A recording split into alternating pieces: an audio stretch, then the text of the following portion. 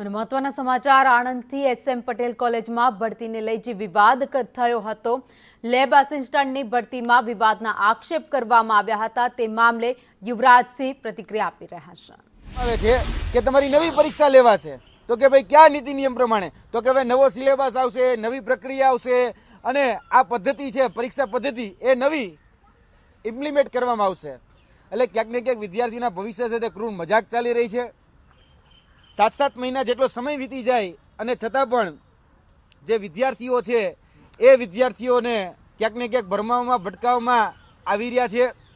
આ ચારુતર વિદ્યા મંડળ અંતર્ગત વિદ્યાર્થીઓ જે છે એ પીસાઈ રહ્યા છે। એટલું જ નહીં, પરંતુ એક ચોંકાવનારી વાત એ કરીએ કે આની સાથે સાથે આયા જે મંજૂરી મળી છે એ જ પ્રકારે બીજી અન્ય 4 કોલેજો, જેમાં BKM science college Valsad, Kapadvanj science college, ત્યારબાદ ખંભાત સાયન્સ કોલેજ અને રાજકોટની કોલેજ, આ બધી જ જગ્યાએ આ જ પ્રકારે ભરતી પ્રક્રિયા એ બહાર પડી હતી। 2024માં આ જ ભરતી નિયમોના આધીન એમાં ભરતી કરવામાં આવી અને આ જ ભરતી નિયમોના આધીન એમાં નિમણૂક મળી ગઈ।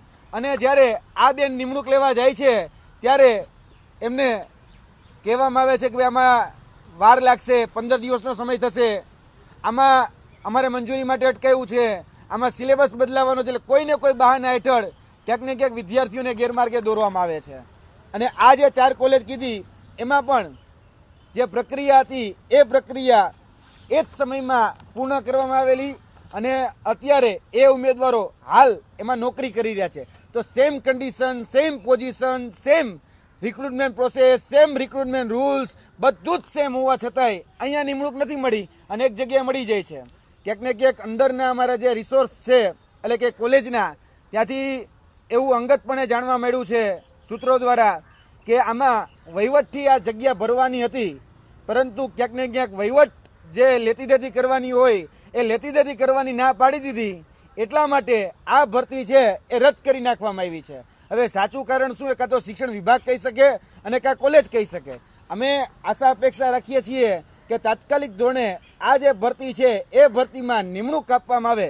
આ ભરતી પ્રક્રિયા હવે એવું કહેવામાં આવી રહ્યું છે કે રદ કરી અને નવીથી લેશું, તો મહેરબાની કરી આ જે જૂની પ્રોસેસ છે એને કન્ટિન્યુ રાખી તમારા જે ધારાધોરણ હતા ધારાધોરણ પ્રમાણે ઉમેદવારે પરીક્ષા પાસ કરી છે તો એને મહેરબાની કરીને ભોગવવાનો વારો ન આવે, કારણ કે રિક્રુટમેન્ટ રૂલ્સ તમે બનાવ્યા છે, નીતિ નિયમો તમે બનાવ્યા છે, પરીક્ષા તમે લીધી છે, પરિણામ તમે જાહેર કર્યું છે, ડોક્યુમેન્ટ વેરિફિકેશન તમે કર્યું છે, બધી જ પ્રક્રિયા એ તમે કરી છે અને એ તમામ પ્રક્રિયાઓમાંથી આ ઉમેદવારો પાસ થયા છે। તો હવે શા માટે આ ભોગવે એ અમને નથી સમજાતું, કારણ કે તમારા જે નીતિ નિયમો હતા એ નીતિ નિયમોને આધીન આ પરીક્ષાઓ પાસ થયા ઉમેદવારો આજે ભોગવી રહ્યા છે। એટલે અમે ફરીથી કહીએ છીએ કે પાડાના વાંકે બખાલીને ડામ